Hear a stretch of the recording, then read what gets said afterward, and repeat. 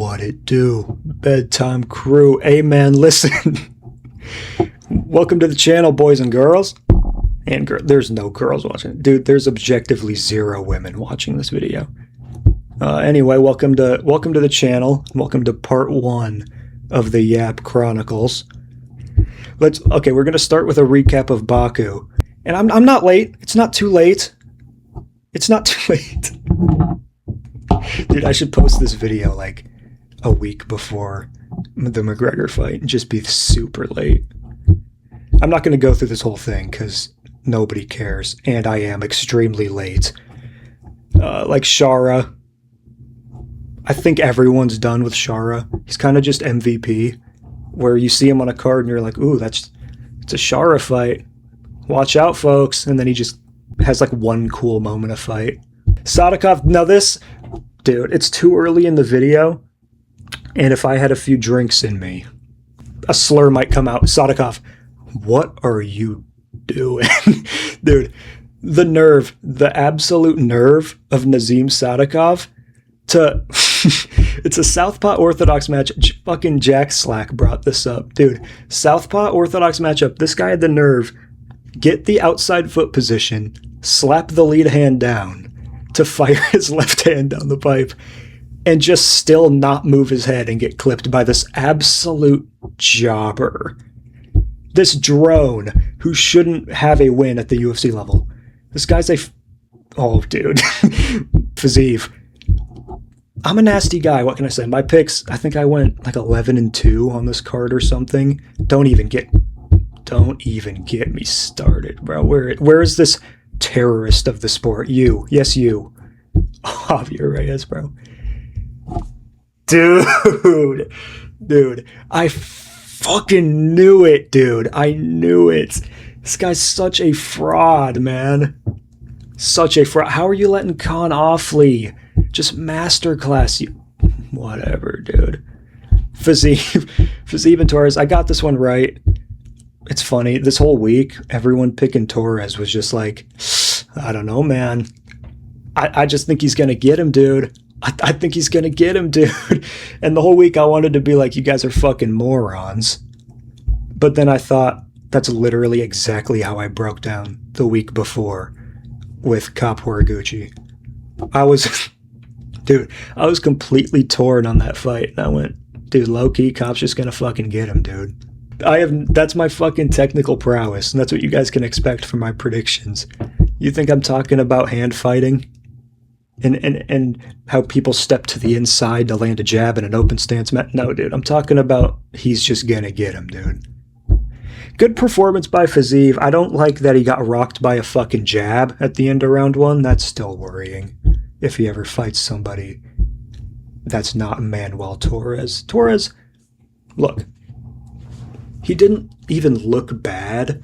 He just looked exactly how Manuel Torres looks, which is, you know, he'll give you good fights, but he's another mutant, dude. I have the same theory, if you will, about Michael Morales, where he'll look good against wrestlers who have to close the distance, but they're not that athletic and they're not that big. Like, he'll look good against those kind of people.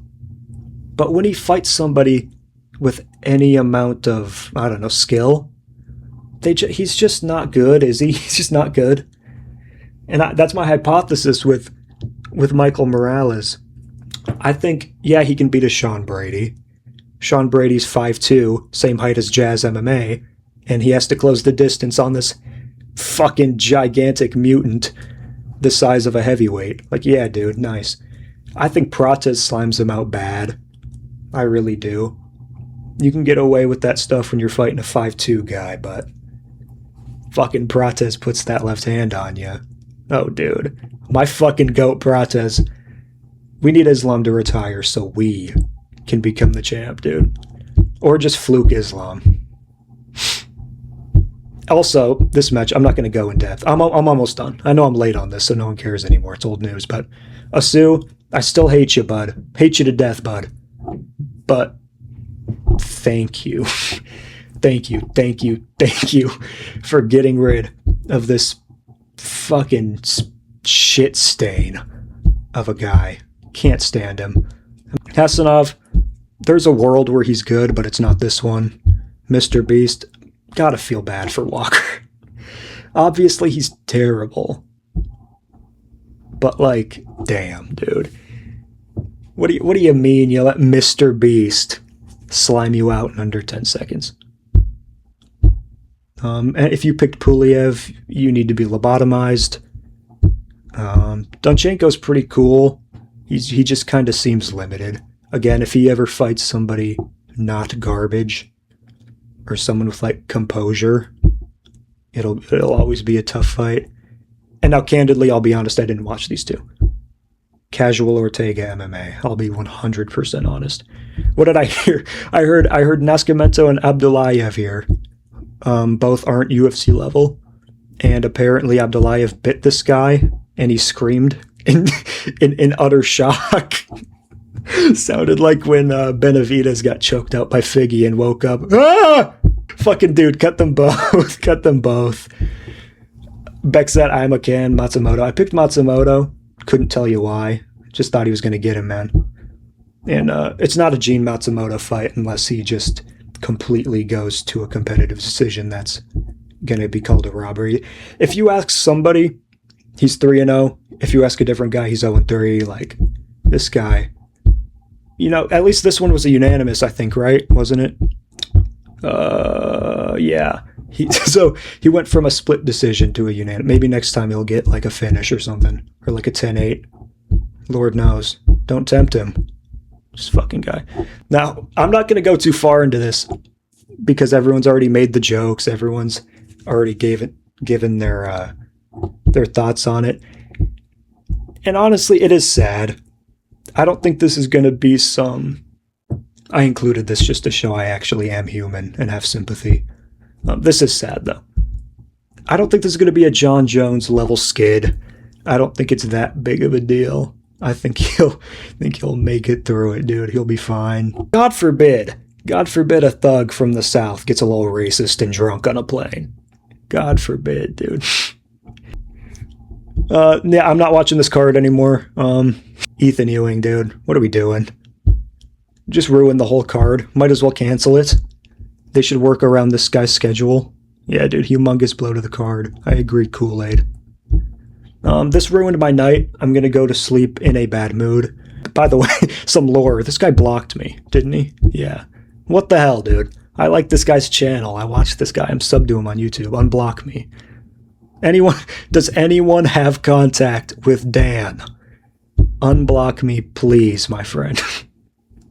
I truly don't know what I did. I'm a good guy. Really couldn't tell you.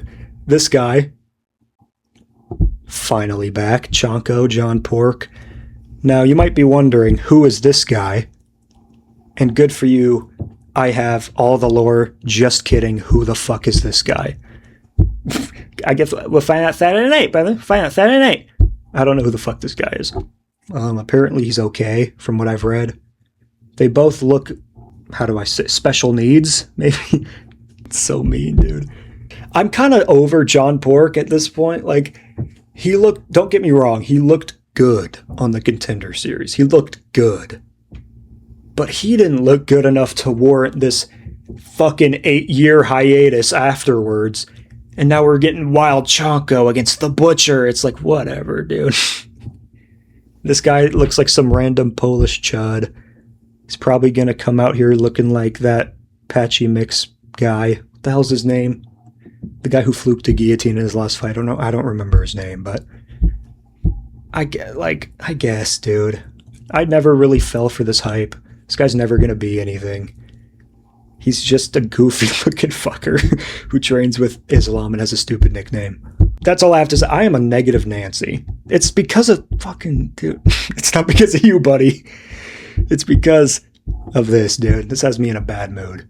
This is weird. Yair moving up to lightweight. For me, this is great. Because he's fucked. There's no world where he has any success at 155, in my opinion. Like, and what, dude? Diego's following you up there, buddy. Coulon? You're fucked, buddy. Ortega's following you up there. Nowhere to hide, Yair. You're fucked. You're fucked. Diego. They should just book Diego versus Yair at 155 at like Noche, which is probably in what, September? Do you know what's going to happen? Just picture it. Close your eyes. Picture Benoit Saint-Denis getting a body lock on this fucking dude. Dude, he might fly into Donald Trump's lap. There's no world where this guy has any success, at least against any wrestler. Do you know what Hanato Moicano would do to this guy if he ended up on top? It wouldn't be allowed to be televised. It wouldn't be allowed to be televised if Charles Oliveira has this guy against the cage. He's getting fucking hip tossed into Kai Trump's lap, dude. Whatever. Fuck this guy. Hate him. Coulon? Just let Diego decapitate him, dude. That's what we all want. If I swear to God, if they give this guy like an easy ass matchup at 155, I'm gonna lose my mind. All right, this one. This is the first topic I am passionate about. I think I already have a day played on this game, so take it from me. You have my word. Everything I say, my right hand's up. Everything I say, I'm being 100% serious. UFC 6 is fucking garbage. No, I'm kidding. I'm kidding. It's fine, I guess. It's a EA Sports UFC game. You know, people always get their hopes up. It's just whatever, though. You know, it just is. It's whatever. And honestly, gameplay, awesome. Using King Green changed my life. I'm a changed man post playing with King Green. Pause. Like, I don't think I've ever played a game, like a sports game, that's emulated somebody so well. But, like, other than that, for one, Joe Pyfer's model, what are we doing? He's been in this game like 3 times now. Was he in 4? I don't remember, but he's been in at least 2 of them.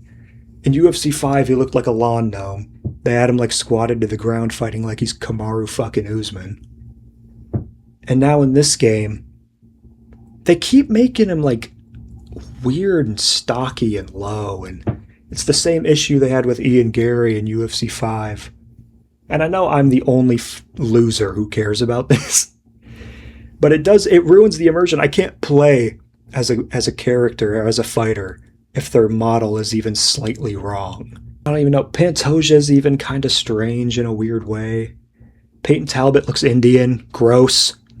No, okay. Now my big rant that I want to go on here is the career mode. What the fuck? Again, I know most people don't care. Online is cool. I like you can pick your own weight classes. All that's dope. Career mode, how is it getting worse? UFC 4 or UFC 3 was cool. UFC 3 was dope. UFC 4 was alright. UFC 5 was borderline unplayable, and UFC 6 is unplayable. The career mode makes no sense. You start as an 0-0 professional fighter in the UFC, dude. Like, dude, it's not like a complicated concept. How am I 0-0? How do I have 0 professional fights and I'm being signed by Dana? Yep. I mean, how do you not sign this kid to a 4-fight contract? Are you fucking shitting me, dude? I have 0 fights. What happened to the WFA? Even in UFC 5, they insta-signed you to the Contender Series with 0 fights. At least that, I could use my peak imagination and just be like, all right, well, let me not get a finish here. So then I have to go to the WFA, and I'll just chalk this Contender Series fight up to a different regional fight.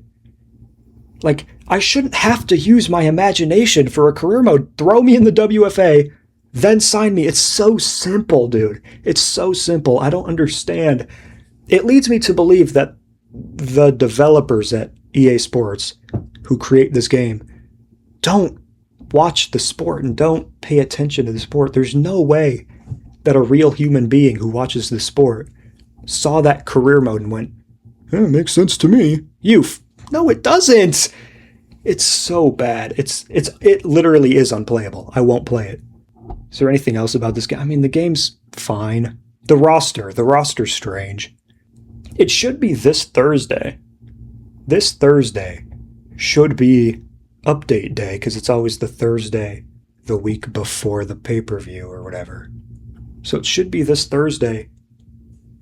If they're only going to do what UFC 5 did and add 2 fighters, dude, how long do they think this game has? This game does not have the lifespan they're banking on, I don't think. Like, you're going to add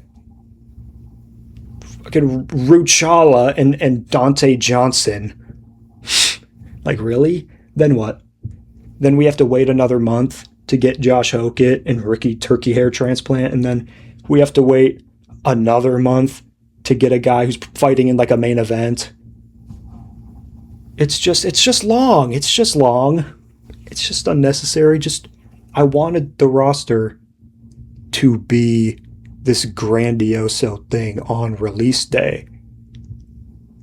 But we're stuck with David fucking Onama. David Onama. David Onama, another terrorist of the sport. David Onama might go down as my worst main event pick of all time. I, Jimbo Ortega, picked David Onama to beat Steve Garcia, and he just gyrated at range and got KO'd. Factory X, I could drop a whole video on my hatred for Factory X and Extreme Couture. Just 2 horrible places. The bane of my existence. Bane of my existence, speaking of that, Ian Machado Ferry. He's getting his title shot, which he does deserve. Objectively, he does deserve it. Over Prates, over Morales, over Kamaru Usman. The nerve of Islam Makhachev to call out Kamaruddin Usman, dude. Such a freaking dweeb. This isn't a hot take. I was going to say it's a hot take, but a lot of people think this. A lot of people, including me, think Gary has a good shot, and I might pick him to win, which means nothing. I'm 12-9 on main events, so don't listen to a word I have to say, but I might pick him to win, dude. JDM, now that we saw what my boy Prates did to him, we kind of know that win for Islam's non-existent because JDM's a low-level NPC who's not even top 15 material. I'm kidding. He's just not, I don't know, dude. I've never been sold on JDM. I think I picked him to beat Burns. And after that performance, I was like, holy smokes, this guy's a bot. And then I picked Bilal to beat him, which I was wrong about. But Bilal's kind of like low level too in the grand scheme of things. And then I picked Islam to beat JDM. I picked Prates to beat him. I've never been on the JDM train, really. You know what I mean? He's never done it for me. Islam's one of those fighters, though, that's hard to pick against. You know what I mean? He's Islam Makhachev. Am I really gonna pick Ian Gary? Why is he looking at me like that, dude? Why is Islam looking at me like that? Why do fighters look so strange, dude? Nobody mogs in this sport, bro. Grown-ass man, 20 years old. I want to see sexy dudes. Jesus, dude, I need to restart the video. A real man would restart the video, but that I am not. Ian Gary, I haven't said one technical thing about the fight. I think the footwork of Gary's interesting. Islam, his pure wrestling shots when he's not fighting a low-level drone like JDM haven't been that good. And I think if Gary can whip that head kick up there, the last southpaw he fought, Prates, you know, he was just whipping the head kick up there, keeping that left hand occupied, keeping him at distance. And then obviously when Prates closed distance, he would shoot, which I wouldn't recommend against Islam. But if he can just teep, head kick, stop Islam from shooting, at least as often as he wants to, I think he can bust this guy up on the feet. He's long. I know his reach doesn't look long, but he's punching down. He'll look long. Pause. He'll look like his legs are long as fuck, too. I don't see Islam having nearly as much success with that low kick in an open stance matchup. Islam's going to have to work for these takedowns, dude. Ian Gary doesn't just shell up in a high guard every time you throw punches at him like JDM does. Islam can't just jab double leg for 5 straight rounds here. Is Ian off the back foot? Yeah, he leans back like every other tall guy, but his hands are just down. His hands are by his cock and balls, which gives him just an instinctual, underhook when Islam's going to shoot on him if he shoots off of strikes. I think this is a tough fight to call. I might lean Islam just because I'm a pussy. And I don't want to be the guy, dude, you fucking picked Ian Machado. You're a fucking moron. I don't want to be under that kind of fire. Picking against the GOAT of the sport. Picking Ian Machado Gary, dude. Like, I don't think I can bring myself to do that. I'm not man enough, but hats off to you if you are, honestly. Now, the two welterweights that are actually cool here. I already kind of gave my thoughts on this in the mutant discussion about Torres. Prates chins this guy in a round. And I know his manager or whatever said there's no world he's fighting Morales. He's waiting for that title shot. Dude. I know damn well if Dana White or Hunter Campbell calls up Carlos Prates while he's sipping on that Johnny Walker, sipping on the Johnny Walker in the war room by myself with him, if they call this guy and he is inebriated enough, he's saying yes, bro. I can't picture Carlos Prates saying, I don't know, man. I just kind of want my shot. And he fucks this guy up, dude. He just does.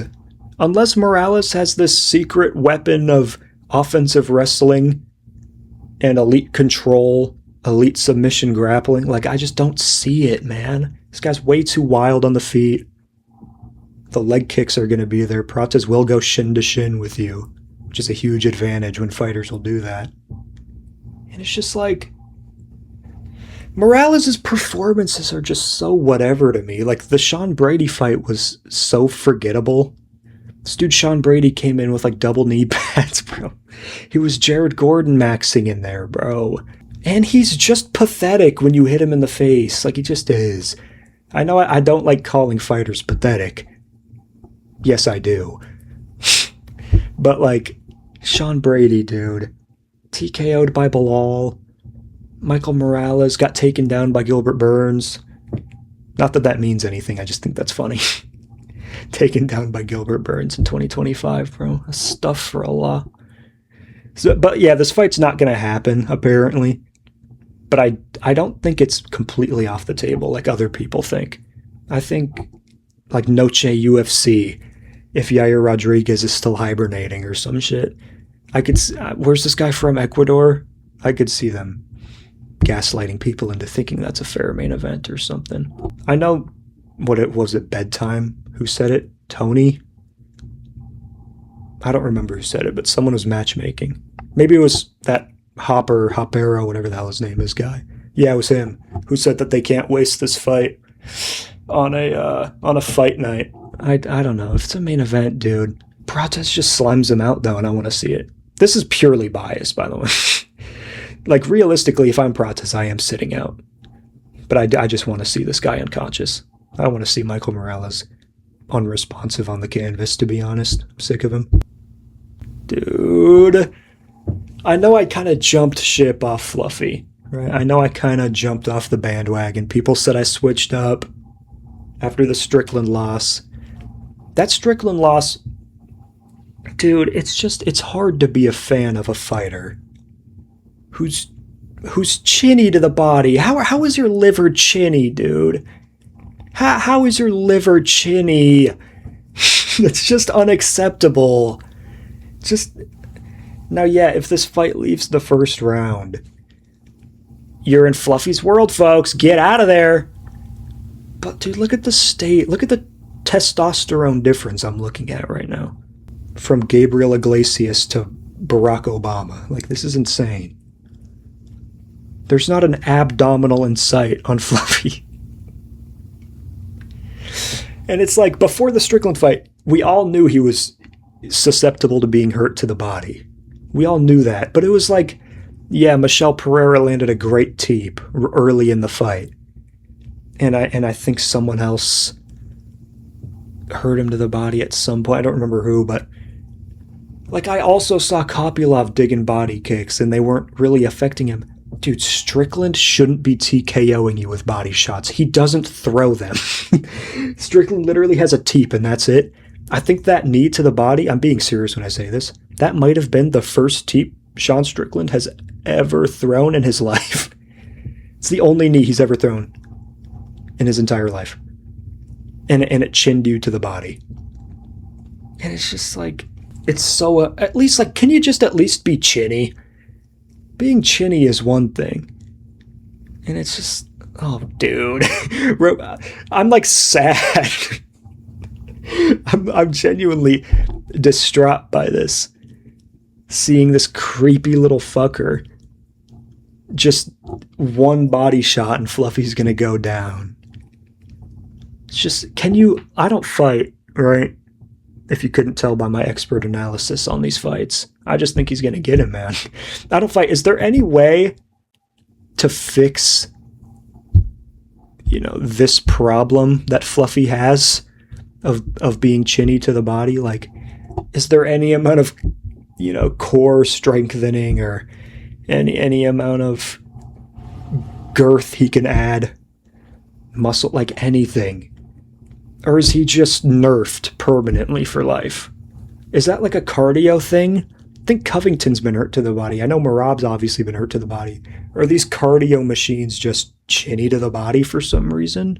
What's the science behind that? Jack Slack, bro. Get on it. That was fucking going from that physique to these two roid monsters. Or at least this one roid monster. The Battle of Africa here, folks. The African World War III or whatever. How many have there been? I don't remember. There's like the Rwanda War. Dude, this isn't Tony Has History. This isn't a history channel, whatever. Dunkus Duplunkus fighting the walking pharmacy that is Kamaru Usman. Interesting fight. I think this is Drickus all day, though. I say Drickus all day. You know damn well I'm circling him red when this when this fight week comes around, dude. I am such a fence sitter. But like, I like the left leg from Drickus. I like him whipping that up to the head, whipping it up to the body. People forget, man. Leon Edwards in the trilogy, where to be fair, he looked career best. He beat Usman with a low kick and a body kick. That's all he did. He defended takedowns and threw kicks to the bottom half of Usman's body and won. I think as long as Drickus limits the blitzes, because Usman is more likely to time a takedown on you than even Chimaev, who was timing takedowns on Drickus. It's not even his game, and he was doing it. So as long as Drickus just minds that a little bit, just keeps the fight a little longer, I think this is his fight to lose, dude. Like, Usman's fight against Buckley didn't impress me at the time, and it definitely doesn't impress me now. He's never had any jiu-jitsu whatsoever. There's no submission threat here Drickus has to worry about. He can just give his back, break the grip, spin out. He doesn't have to worry about Hamzat jumping on anything. This seems like if Drickus loses this, holy smokes, he's a fraud. Which I do think he kind of is, but I hate every fighter and think they're all frauds, so. That's why my prediction rate is so good. Because they're all frauds to me, and I don't think any of them are good. That's how you gotta go into these fights, dude, I'm telling you. But I don't think Strickland's that good. I never thought Izzy was that good. Whitaker, I think Whitaker's overrated, too. So it's like, yeah, he's beaten the three best middleweights of our time, but what does that really mean? Usman's always been overrated too. Dude, the flipping jab of Usman is so nice, dude. Yeah, dude, he's a champion. He should have a serviceable jab. That was a horrible narrative. I hated that. Usman's jab. Usman's jab, dude. Wow, dude, he can throw it from both stances. I mean, get a load of this guy. Whatever. This guy has a jab. He doesn't even, kick anymore. His knees don't work. Which has been kind of overstated. But one stomp from Drick. We saw Leon hurt him with a stomp, I'm pretty sure, in, round... I don't remember what round, but I think he did fuck his knee up in that fight. I think that was the fight Usman was limping after in the trilogy. I like Drickus here. I like Drickus here quite a bit. Now, all right, only a couple more things to talk about. This is okay. This is the This is just the graphic. I don't know who Combat Media is, but this is obviously not real. I just wanted a picture of it. Dude, 1,700 human beings like this. My God, bro. Now, Volk versus Evloev. This should happen. It should happen in September, to be fair. I think this is an easy Volk win. I wanted to talk about Volk versus Sterling. And Sterling specifically. Sterling's style is so fascinating because unlike every other MMA fighter who jumps on the back and falls off the top like a complete fucking moron, he does this thing where he like actually controls you. It's this foreign concept to MMA fighters. It's always refreshing to me. I love good back takers. I love Pantoja, I love Tyra, I love Sterling, I love Moicano. The guys who I can trust that if you present your back to them, they won't disappoint me. My gosh, dude. These fighters anger me so much. But Sterling, when he gets your back, the round's just done. It just is. You're either getting subbed or he's just beating the hell out of you the entire round. He'll like lean off to the side and elbow you. He'll flatten you out as you try and spit. Like it's beautiful to watch. And that's the interesting thing about Sterling in any fight. 3-rounders, 5-rounders, is he in a 5-rounder hypothetical with Volk, he needs 3 takedowns and he wins. You know what I mean? We saw this with Jan in the rematch. Obviously the first round was goy slop. But round 2 and 3 he got a takedown, jumped on the back, and Jan's good. Dude, Jan can scramble. He really can. He's a good scrambler. And same thing with Zalal. Zalal's a really good, big, fluid scrambler, and just nothing, dude. If Sterling gets your back, it's just done. And I love that, and that's scary for Volk. Because with Evloev, same thing I was saying with Usman, there's no submission threat. You know what I mean? Volk's not going to be in, like, turtle position, fearing for his life. You know what I mean? But like if you're in that position with Aljo, you have to be perfect or else the round's over and he wins 10-9 or even 10-8 because he 10-8'd Zalal in at least one of those rounds. Sterling's a lot more interesting in my opinion for Volk. I think he's a lot more interesting. But I fear if Volk wins this fight, which should be next. This should be next, the Evloev fight. I think he might just retire. Because I also have this sneaky suspicion they're going to be like, Dana's going to announce like Arnold Allen versus Aljo. And Gene Silva's just going to get a title shot randomly. Or get like an easy matchup before a title shot. Instead of doing Sterling, Gene Silva. And then Volk's going to be like, yeah, dude, I'm not fighting Gene fucking Silva. I'm not retiring after losing to an Israeli. So I'll just call it a day after Evloev.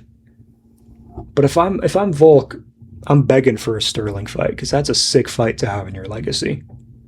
It really is. I'm not the GOAT list guy. Go ask Lucas. But where would that put Volk on the GOAT list, bro? It's got to be top 3. Sterling, people forget, man. Sterling had his run. Now, on to more hating, because this is what I'm natural at. This fucking guy, Alex Pereira, needs to be taken down a peg, eh? This guy needs... Holy smokes. You know I'm mad when my Canadian comes out. I just hit y'all with an A. Buddy needs to be taken down a peg, eh? The state of this guy, bro. And it's like... It's this weird conundrum we're in. Because, yeah, dude... Yeah, he's right. Obviously, he's right. But like, it's just a bad look. It just is. You can't be doing that. You just can't be doing that. And it's, I love this picture's so funny. I don't know why. And Herb Dean's been on a generational run since this of just terrorizing the sport. So it's like, yeah, dude, we all agree with that. We all agree with Alex. We know he's right that Cyril Gane's a dirty cheater. But, like, just, you gotta deal with it, unfortunately. This isn't some union, dude. You're not gonna start some anti-Herb Dean, anti-Cyril Gahn propaganda and get everyone to sign a petition and, like, cut them. You might as well just stop. We all agree with you. There's no point in posting, like, edits of Pritchard Collin or whatever his name is and posting Herb Dean hate stories on your Instagram like you just went through a breakup. Like, just leave it, dude. God, it pisses me off that Cyril Gahn is so good and he's gonna beat Tom. I really do think he is. Yes, the first round was close. Everyone wants to be like, on volume, Aspinall was keeping up, and he's not even a minute winner, and he was still keeping up. Yeah, but, like, with what? With, like, a low kick and grazing punches and some of the worst spinning techniques I've ever seen thrown in a UFC octagon. So it's just like... And Gahn's on top of the world right now. His momentum couldn't be any better. Aspinall's had, like, one fight in the last half decade. It's scary, dude. I hate that Gahn's good. It enrages me that Gahn is good. He doesn't deserve it. He just, quite frankly, doesn't deserve it. Why couldn't it be tied to Ivasa, bro? Why couldn't it be tied to Ivasa, man? What did we do to deserve Cyril Gahn being on the top of our sport? This picture, I don't know why it's fucking funny to me. Dude, Cyril Gahn's so pathetic. And Alex is right. We know it. But just stop, I'm, like, getting hot. I'm getting mad at him. I don't know. I should be getting mad at Cyril, dude. Anyway, I have to end it there before I fucking say something bad. Follow the Twitter. I have an Instagram, too, that you can follow, but I think that's all I have to say in today's video. I know this is a weird video to start a channel off with. I'm well aware of that. And like I said, I think in the intro, this isn't going to be like a normal thing. This is going to be a monthly, maybe bi-monthly thing where I just catch up on some news, maybe. I'll stick to the normal predictions here and maybe a post-fight recap. Hey, it's Jaden Cable. Let me give you a follow, bud. There you go. But yeah, maybe I'll do post-fight recaps. I don't know. The problem with that is I have, like, a social life, and usually I'm watching fights with people, and I don't just want to leave them and be like, dude, wait, let me go. Not that I'm particularly timely with them, as you can see, but I don't want to. I probably just won't feel like it usually. I will for the weird cards that end early, probably. Like the Abu Dhabi card in a couple weeks. I'll probably do one for that, but not consistently. I'm gonna kind of bedtime max and just skip most cards these days. He fell off, dude. There's no hunger anymore, man. He got too complacent. Speaking of fall off, dude, Guru Loki fell off too. Not views-wise, but, like, content. He's like a news guy now. What happened to the passion of MMA from the goo? He's gone corporate on us, dude. That's why Tony Has Died is the best channel on YouTube. That's why Left Lane is running this shit now. Shout out Left Lane. Shout out Tony. Shout out Finns. Shout out Jazz. The real goats of MMA YouTube and MMA Twitter. I think Jazz made an MMA Twitter tier list that I'm tempted to steal, but I won't. Bobby Noon S. Dude, Bobby Noon might be the most unique human being of all time. I can't believe he exists. Like, I really can't. He's such a enigma of a human being. I love that fucking guy, dude. Love you to death, kid. All right, I think that's all I have to say in today's video. I'll try and get another video or two out before my predictions. I'll post next week, more than likely towards the end of the week, because I'm a fence-sitting baby who overthinks every matchup. I'm going to be like, dude, but what if Damien Penis doesn't explode in time and all of a sudden Almeida's exploding before Penis gets going, and you know what I mean? Like, fights I really shouldn't be overthinking, I'm going to be overthinking, like usual. But that's the price you got to pay when you're an elite predictor like me. Anyway, yeah, I'll try and rack my brain for ideas to post in the meantime, but I might just end up turning into Kunith and only posting prediction videos. So, yeah, thanks for watching, I guess. Dude, this is such a fucking disaster. This is so bad. I don't know how to end a video, dude. This is so bad. Fuck you, Jaden Cable. Anyway, all right, I'll see you guys in the next one, whenever that may be. Peace out. That's not something people say. I don't say that. Peace out, dude. What the fuck am I doing? I need to be lobotomized. Holy smokes. I'll see y'all later.